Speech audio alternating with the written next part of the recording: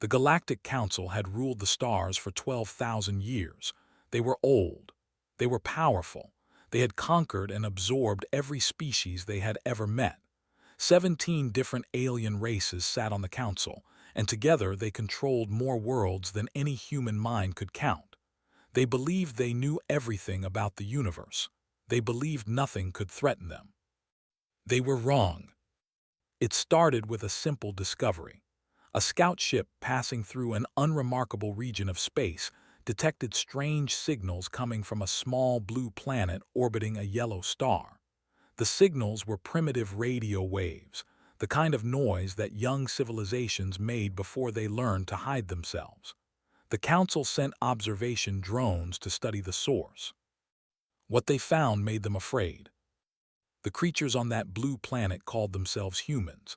They were soft and fragile with short and weak bodies. By galactic standards, they were barely more than animals, but the drones recorded something that the Council had never seen before. These humans were violent in a way that understanding. Their entire history was a long story of war. They fought over land. They fought over resources. They fought over ideas. Sometimes they fought for no reason at all. They had discovered how to split atoms, and the very first thing they did was build weapons that could destroy cities. They created thinking machines and immediately taught those machines how to kill. Every other species in the galaxy had evolved past such primitive aggression. War was something ancient civilizations left behind, like childhood diseases or superstition. But humans were different. They did not grow out of their violence. They got better at it. High Arbiter of the Dominion called an emergency meeting of the full council. He was an ancient being, his body covered in bioluminescent tendrils that glowed with his emotions. Right now, those tendrils flickered with fear. "We must act now," told the assembled representatives. His voice echoed through the vast chamber where the council met, a station the size of a small moon floating in the darkness between stars. "These humans are a disease waiting to spread. Our projections show they will develop faster than light travel within 300 cycles, perhaps less. If we allow them to leave their planet, they will become a plague upon this galaxy. They will consume everything in their path." The other representatives murmured among themselves. Some were skeptical. The humans were so primitive. How could they possibly threaten the greatest civilization the universe had ever known? But then they watched the recordings. They saw humans dropping nuclear fire on their own cities. They saw soldiers charging into certain death without hesitation. They saw civilians picking up weapons and fighting invaders with nothing but rage and determination. They saw a species that had nearly destroyed itself a dozen times over and somehow kept going, kept fighting, kept finding new ways to kill. The vote was unanimous, 17-0 in favor of immediate invasion. The humans would be exterminated before they could become a threat. On Earth, nobody knew what was coming. Admiral Daniel was 53 years old and had spent his entire career in the military. He had trained for wars that never happened, prepared for enemies that never came. He was a practical man who dealt in facts and probabilities, and if someone had told him that aliens were about to invade, he would have laughed. He was not laughing when the ships appeared. The Council fleet arrived without warning. 10,000 vessels materialized in Earth's orbit, each one larger than anything humans had ever built. They were beautiful in a terrible way, their hulls gleaming with technology that humans could not begin to understand. They carried weapons that could burn entire continents to glass. Every screen on the planet flickered. Every radio crackled. Every phone and computer displayed the same message, translated into every human language simultaneously. "You have been judged. You have been found dangerous. Surrender now and your death will be quick. Resist and you will suffer." The world went mad. Governments held emergency meetings. Militaries scrambled to respond. Civilians panicked in the streets. Religious leaders declared the end times had arrived. Scientists tried desperately to understand what they were facing. In a secret facility buried deep beneath the Nevada desert, A woman named Laura Mitchell stared at the message with different eyes than most. Laura was 37 years old, a physicist who had spent the last decade of her life working on the most classified project in human history. 10 years ago, a crashed alien probe had been recovered from a remote location in Siberia. It was old and broken, probably malfunctioning for centuries before it finally fell to Earth. But it was enough. Laura had studied that probe. She had taken it apart and put it back together 1,000 times. She understood its principles, even if she could not replicate all of its technology. And now, looking at the alien fleet in orbit, she saw something that others missed. Their ships used the same basic technology as the probe. She ran to find whoever was in charge. The facility was in chaos, but she eventually located General, a stern man with gray hair and tired eyes who was trying to coordinate with the Pentagon through failing communication lines. "We can fight them," Laura said, grabbing his arm. "Their technology is advanced, but it is not magic. I have been studying it for years. Given time, I can figure out how their weapons work, how their shields work, how their engines work. We can fight them." The general looked at her like she was insane. "Fight them? Did you see how many ships they have?" "I saw, but I also know what we are. We are humans. Fighting is what we do." The general was quiet for a long moment. Outside, the first alien ships were beginning their descent through the atmosphere, heading for the major cities of Earth. "How much time do you need?" he asked. Laura thought about it. She thought about everything she knew and everything she still had to learn. Years, maybe decades. "We have 72 hours. Laura felt her heart sink. It was not enough time. It would never be enough time. But then she thought about her parents in Chicago, her sister in Boston, her nieces who were probably terrified right now. She thought about everyone she had ever known and loved. "Then I better get started," she said. The invasion of Earth was about to begin. The Council expected it to be over quickly. They expected the humans to break and surrender like every other species they had ever conquered. They had no idea what they were about to unleash. The invasion began at dawn over Beijing. The warships descended through the clouds like angry gods. They were massive, each one blocking out the sun as they lowered themselves over the city. For a moment, everything was silent. 20 million people looked up at the sky and held their breath. Then the weapons fired. Beams of pure energy cut through buildings like they were made of paper. Entire city blocks vanished in seconds, replaced by burning craters. The sound was unlike anything anyone had ever heard, a deep humming that you felt in your bones rather than heard with your ears. The Chinese military responded with everything they had. Missiles streaked up toward the alien ships. Fighter jets swarmed around the invaders. Artillery batteries fired until their barrels glowed red. But nothing worked. The missiles exploded harmlessly against invisible shields. The jets were swatted out of the sky like insects. The artillery might as well have been throwing rocks. Beijing fell in 6 hours. 12 million people died. The pattern repeated across the world. Moscow was next. The Russian military had always been proud of their strength, but their strength meant nothing against an enemy from the stars. The city burned while soldiers watched helplessly, their weapons useless. London fell by evening. Paris fell an hour later. Berlin, Rome, Madrid, they all went dark one by one. The invaders moved with terrible efficiency, destroying military targets and population centers with equal precision. New York held out the longest. Admiral Daniel was coordinating the defense from a bunker in Colorado when he received the reports from Manhattan. The National Guard had set up defensive positions throughout the city. The Navy had moved every available ship into the harbor. For 12 hours they fought. They knew they could not win. Their weapons could not penetrate the alien shields. Their aircraft could not match the enemy's speed. But they fought anyway because that was what humans did. Brooks was a Marine sergeant stationed at a forward position near Central Park when the final assault came. He was 28 years old and had served 2 tours overseas.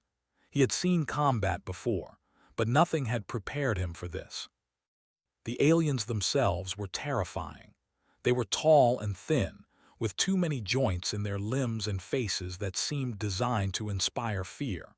Their armor made them look like nightmares given physical form. They moved through the streets of New York like predators, their weapons humming with deadly energy. Watched his squad die one by one. Every time they took a shot, the enemy found them. Every time they moved, the enemy followed. It was like fighting ghosts who could see through walls. By the third day, New York was silent. 300 million humans died in the first week. The number doubled by the end of the month. But humanity did not surrender. Something strange happened in those dark days. Old enemies became friends. Nations that had threatened each other for generations suddenly found common cause. Russian submarines surfaced alongside American carriers. Chinese hackers worked with Pentagon analysts. Indian and Pakistani soldiers fought side by side.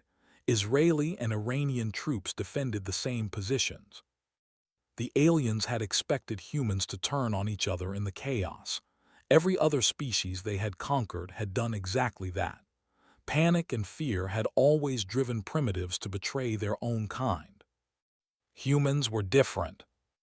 Brooks survived the fall of New York by retreating into the subway tunnels.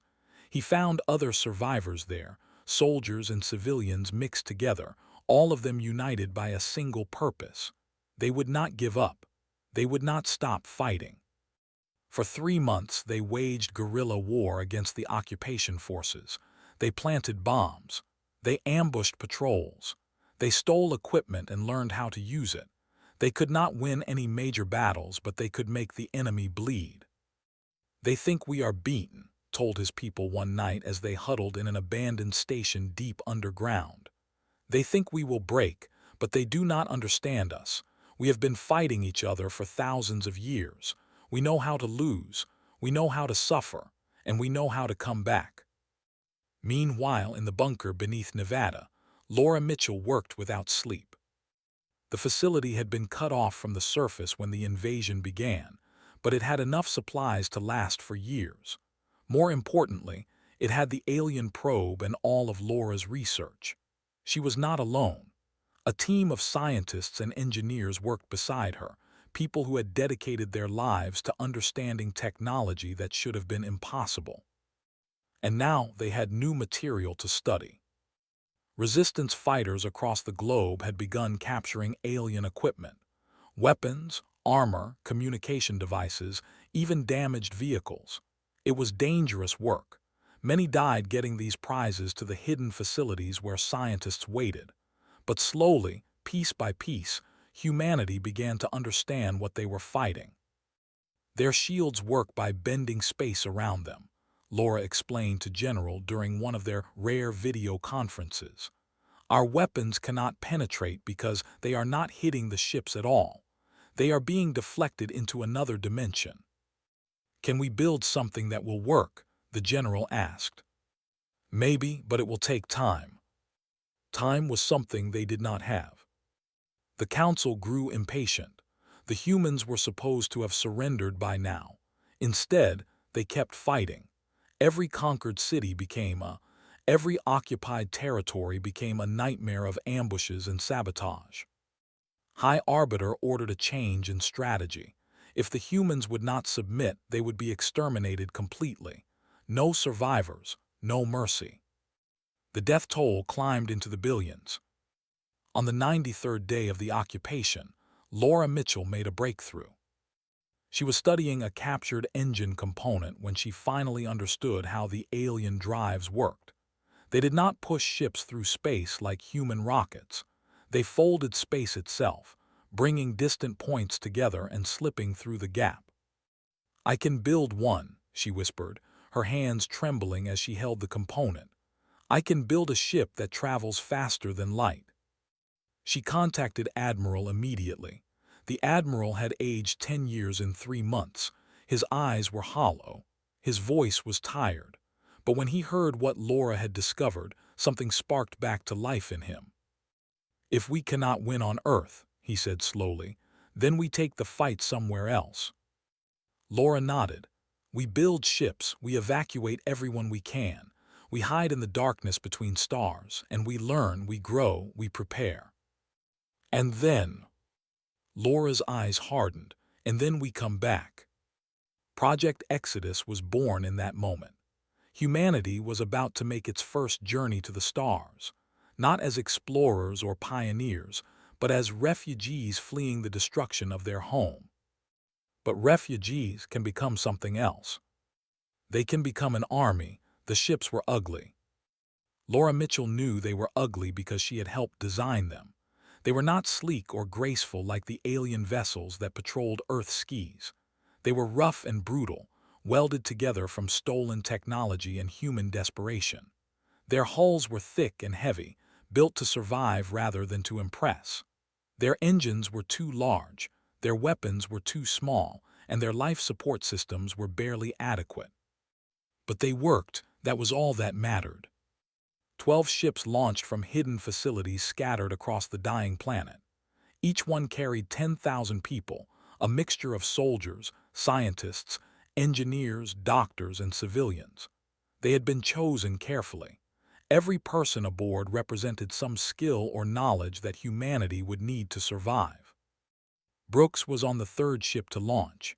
He stood at a small viewport and watched the Earth grow smaller behind him. He could see the scars from orbit, the blackened patches where cities had once stood, the clouds of smoke that covered entire continents, the flashes of light where battles still raged. He had lost everyone he loved down there. His parents, his brothers, the girl he had planned to marry, all gone, swallowed by the invasion. He made a promise to himself in that moment. He would return someday, and when he did, he would make the aliens pay for what they had done. The Council fleet detected the escaping ships almost immediately. Hundreds of warships changed course to intercept. Their weapons locked onto the crude human vessels, ready to destroy them before they could escape. But the human ships had one advantage that the Council did not expect. Laura's fold drives were faster. They were cruder, yes, less refined. They burned more energy and stressed their frames more than the alien versions, but they were faster. By the time the Council weapons fired, the human ships had already folded space and vanished into the void. High Arbiter received the news with cold fury. "Find them," he commanded his admirals. "Search every system, check every planet. They cannot have gone far. Their technology is primitive. They will need to stop to rest, to resupply. Find them and destroy them." The search lasted years, then decades. The Council sent thousands of ships to scour the galaxy. They checked every habitable world within 100 light-years of Earth. They followed every rumor and investigated every anomaly. They found nothing. Humanity had learned something important during the occupation of Earth. They had learned how to hide. They had spent months living in tunnels and basements, moving only at night, communicating only in whispers. Now they applied those lessons on a galactic scale. The 12 ships scattered to the farthest reaches of known space. They did not settle on planets. Planets were too easy to find, too hard to defend. Instead, they hid in places that the Council would never think to look. The ship carrying Brooks found a hollow asteroid in a system with no habitable worlds. They burrowed inside, sealed the entrance, and built their new home in the darkness of the rock itself. Other ships did the same. Some hid in the hearts of gas giants. Others drifted in the vast emptiness between stars, their systems powered down to near silence. And in those hidden places, humanity began to grow. Cole was 17 years old when he boarded one of the refugee ships. He was 43 when he commanded his first combat mission. The years between had changed him. They had changed all of them. The refugees had become something new, something forged in loss and tempered by patience.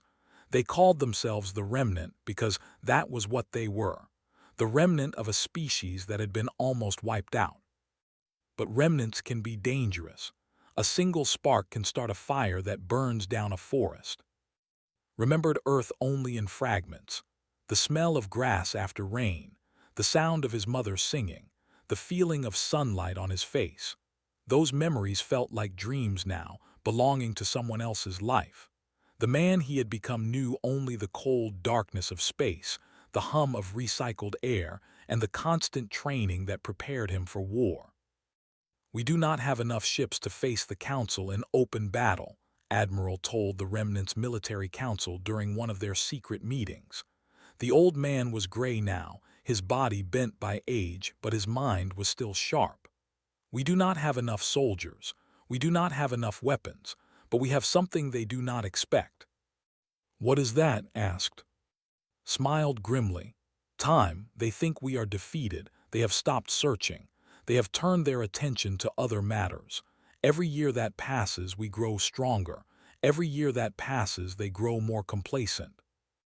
The Remnant used those years well. They stole technology from Council supply ships. They recruited allies among the species that suffered under galactic rule. They experimented and innovated, combining alien designs with human creativity in ways that the Council had never imagined. Nelson was Laura Mitchell's best student. She had been only 15 when the invasion began, a brilliant girl who had already been accepted to university. Now she was a woman in her 40s, and she led the team that cracked the secret of zero-point energy. "The Council uses fusion reactors," explained during the demonstration of their breakthrough. "They are powerful but limited. What we have built draws energy directly from the fabric of space itself. It is unlimited. It is eternal. It changes everything." Within a decade, the Remnant had power sources that made the Council's technology look primitive. Within 2 decades, they had weapons that could crack planets and shields that could withstand direct hits from anything in the galactic arsenal. 50 years passed. The children who had fled Earth became parents, then grandparents.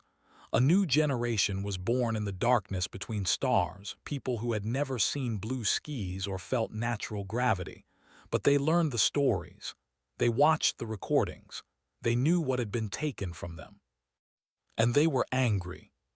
Cole was 67 years old when he stood before the full council of the Remnant and presented his plan. "The Council has 17 member species," he said.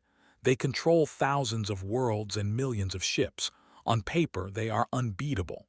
He paused and looked around the room at the faces of humanity's survivors. "But we have studied them for 50 years. We know their weaknesses. We know their supply lines. We know where their defenses are thin and where their leaders are vulnerable." He activated a holographic display showing the galaxy, marked with thousands of points of light. "We cannot fight them in a traditional war, but we do not need to. We strike everywhere at once. We hit them so hard and so fast that they cannot coordinate a response. We turn their own conquered peoples against them. We make them bleed from 1,000 wounds until they collapse under their own weight." The council was silent for a long moment. Then Admiral, now ancient and frail, spoke from his chair. "When do we begin?" Looked at the galaxy spread before him and thought of Earth. He thought of his mother's singing and the smell of grass after rain. "Now," he said, "we begin now."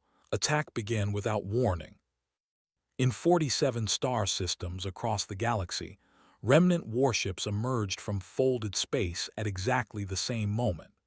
They appeared like ghosts, materializing out of nothing, their weapons already firing before the Council defenders could even understand what was happening.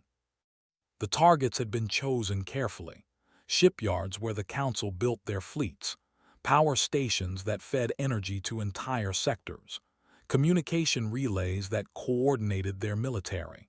In a single synchronized strike, humanity crippled the nervous system of a galactic empire. Admiral Cole commanded the assault on the personally. He stood on the bridge of his flagship, a vessel called the Judgment. It was nothing like the crude ships that had fled Earth 50 years ago. The Judgment was sleek and deadly, built with technology that the Council could not match. Its zero-point reactors provided unlimited power. Its weapons could punch through any shield ever built. Its hull was lined with adaptive armor that learned from every attack and grew stronger. 300 ships followed through the fold. They emerged in orbit above a world that had never known war, a world whose people had believed themselves safe behind the greatest military force in galactic history. That belief died in the first 5 minutes. This is Admiral Cole of the Human Remnant, broadcast on all frequencies. His voice reached every ship, every station, every communication device on the planet below. 50 years ago, your council voted to exterminate my species. You came to our home. You murdered billions of innocent people. You burned our cities and scattered our survivors to the void. He paused and looked at the tactical display showing the fleet scrambling to respond.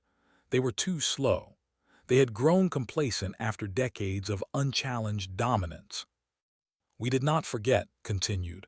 We did not forgive, and now we have returned. The battle was short and brutal. The fleet was large, but their ships were old and their tactics were outdated. They had not fought a real war in centuries. They relied on overwhelming numbers and superior technology to crush any opposition. But now they faced an enemy that had spent 50 years studying their every weakness. Remnant ships danced through the formations like predators among prey. Their weapons tore through shields that had once seemed invincible. Their pilots flew with a fury that the aliens could not match. Brooks commanded a squadron of assault craft during the battle. He was 76 years old now, too old for combat by any reasonable standard. But he had refused to stay behind. He had made a promise on the day he left Earth, and he intended to keep it. Remember what they took from us, he told his pilots as they dove toward the enemy. Remember everyone we lost. This is our answer. His squadron destroyed 14 warships before the battle ended. The fell in 3 days, did not enjoy the destruction. He took no pleasure in watching cities burn and civilizations crumble, but he understood that mercy was a luxury they could not afford. The Council had tried to wipe humanity from existence. If even a shadow of their power remained, they would try again. High Arbiter escaped the fall of his aboard a command ship. He fled to the galactic core, where the Council had always believed themselves safest. But there was no safety anymore. The remnant was everywhere. The war lasted 3 years. It was not a war of armies clashing on battlefields. It was a war of shadows and strikes, of sabotage and assassination. The remnant appeared without warning, destroyed their targets, and vanished before reinforcements could arrive. They could not be predicted. They could not be tracked. They could not be stopped. Tors led the uprising on Prime. She was 29 years old and had never seen Earth. Her parents had been born on a refugee ship, and she had grown up in the hollow heart of an asteroid. But she knew the stories. She had watched the recordings of the invasion. She understood what the Council had done to her people. Prime was a slave world. The Council had conquered it centuries ago and used its population for labor. They were not fighters by nature. They were gentle people who had been broken by generations of oppression, but showed them something they had forgotten. She showed them hope. You are not alone anymore, she told the resistance leaders in a hidden meeting beneath the capital city. The Council is falling. Their fleets are burning. Their leaders are running. If you rise up now, we will support you. We will arm you. We will fight beside you. The rose. Across the planet, slaves turned on their masters. Factories that had built weapons for the Council were seized and converted. Ships that had enforced galactic law were captured and turned against their former owners. The same pattern repeated on dozens of worlds. Species that had suffered under Council rule for suddenly saw their chance for freedom. They took it with desperate fury.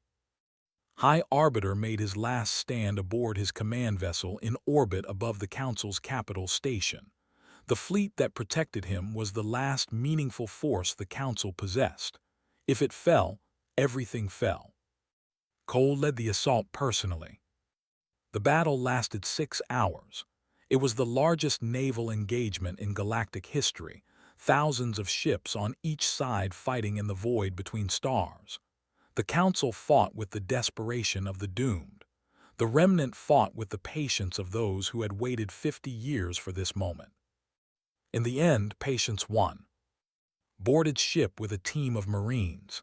They fought their way through corridors filled with defenders, losing soldiers with every step. But they did not stop. They could not stop.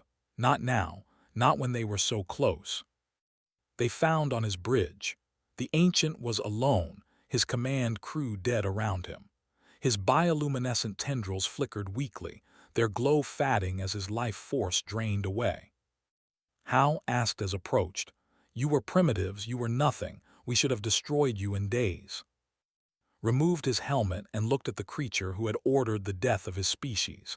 He felt many things in that moment.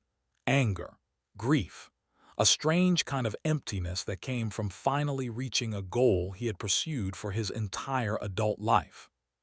"You were right about us," said quietly. "We are violent, we are dangerous. We do not grow out of our nature, we sharpen it, we focus it, we turn it into a weapon."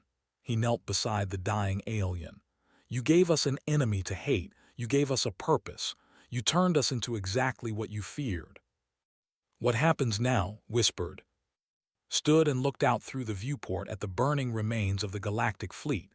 Stars gleamed in the distance, cold and indifferent. "Now we make sure this never happens again," he said. His tendrils went dark. The High Arbiter of the Dominion, the being who had called for humanity's extinction, died on the floor of his own bridge. The Council was finished. The war was over. But the killing was not done. 100 years had passed since the day the aliens came. Hall stood on the observation deck of Memorial Station, looking out at the place where a world had once existed. There was nothing there now, just dust and debris drifting in the void, slowly spreading into a thin ring around a star that no longer had any planets to warm. That had been destroyed in the final days of the war. It was not the only one. 3 of the Council's 17 member species had been wiped out completely. Their worlds had been cracked open, their populations scattered or eliminated. 5 more had been reduced to isolated colonies on the edges of known space, too weak and broken to ever threaten anyone again. The galaxy that looked upon was not the galaxy that had existed when her great-grandmother was young. Entire regions were now dead zones, too dangerous to travel through because of debris fields and unstable gravitational anomalies. Trade routes that had operated for thousands of years had been abandoned. The great civilization that had ruled the stars for 12 was gone, replaced by silence and ruin. Humanity had done this. Was 32 years old. She had been born on Earth, in a city that had been rebuilt from ashes. She had grown up hearing stories about the invasion, about the heroes who had saved their species from extinction. But the older she got, the more complicated those stories became. Her great-grandmother had been Laura Mitchell, the scientist who had given humanity the technology to flee Earth and eventually to win the war. Laura had died 20 years ago, surrounded by family in a hospital on the very planet she had once been forced to flee. Her final words still haunted. "We became monsters to fight monsters. Never forget what that cost us." The memorial ceremony would begin in an hour. Representatives from a dozen species would gather to remember the dead, to honor those who had fallen on all sides of the conflict. It was supposed to be about reconciliation, about moving forward, about building something new from the wreckage of the old. But wondered if that was even possible. Admiral joined her at the viewport. He was the commander of the station's defense fleet, a quiet man in his 50s who rarely spoke about his past, knew that he had fought in the final campaigns of the war, that he had been present at the destruction of 2 council. She did not know how he felt about it. She was not sure she wanted to know.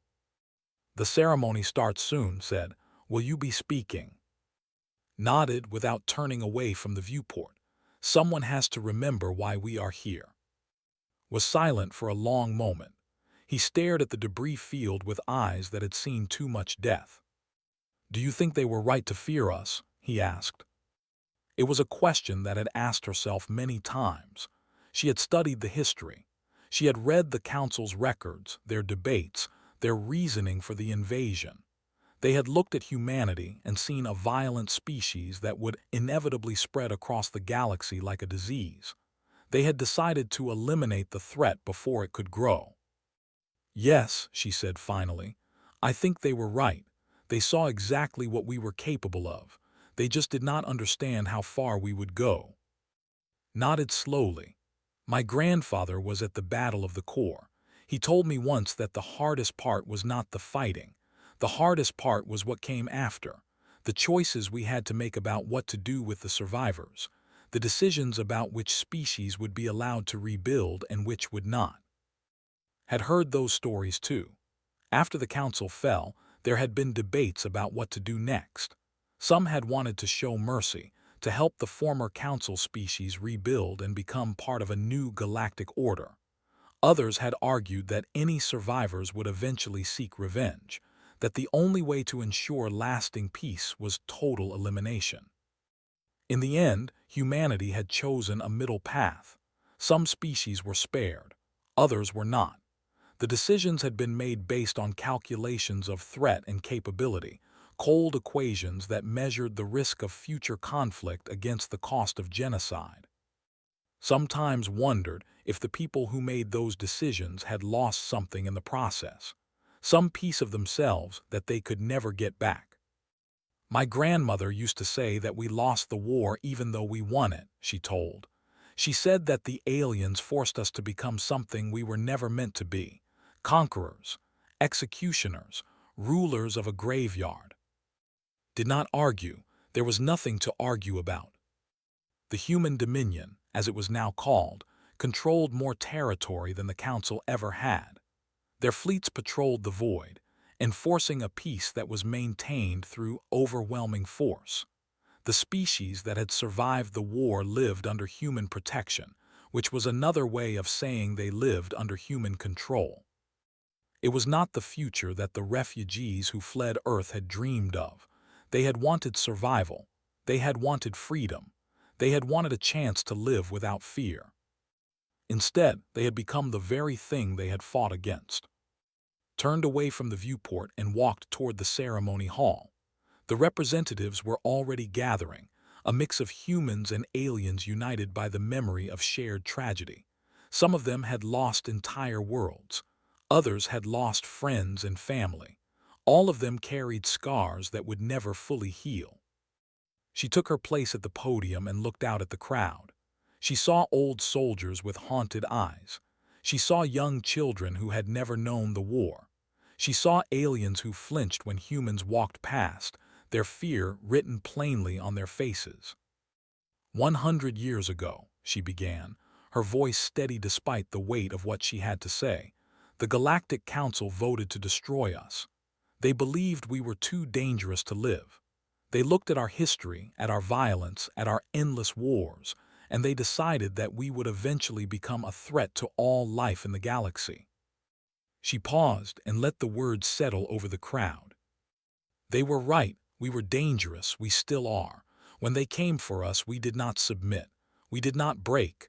We fought with everything we had, and when that was not enough, we ran. We hid. We learned. We grew. And when we were ready, we came back and we tore their empire apart. Her voice cracked slightly, but she pushed through. We turned the galaxy into a graveyard. We destroyed civilizations that were ancient when our ancestors were still living in caves. We made choices that our descendants will debate for centuries. We became exactly what the Council feared. She looked at the debris field visible through the great windows of the ceremony hall. Somewhere in that cloud of dust were the remains of billions of beings who had lived and loved and dreamed. They were gone now, gone because of what humanity had done. But we are also capable of something that the Council never understood. We can remember, we can learn, we can look at what we have done and choose to do better. She straightened her shoulders.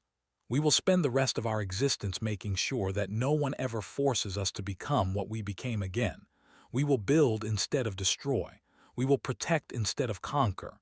We will be the guardians of this galaxy, not its executioners." She stepped back from the podium. The ceremony continued. Speeches were given, memories were shared, tears were shed. Outside, the stars burned cold and quiet, indifferent to the beings who lived and died beneath their light. The galaxy that humanity now ruled was and broken, a graveyard of civilizations that had once thought themselves eternal. But graveyards can become gardens, given time and care. Looked at the debris field one last time and made a silent promise to the dead. She would not forget what they had done. She would not forget what it had cost. And she would spend her life trying to make sure that the galaxy never needed another graveyard.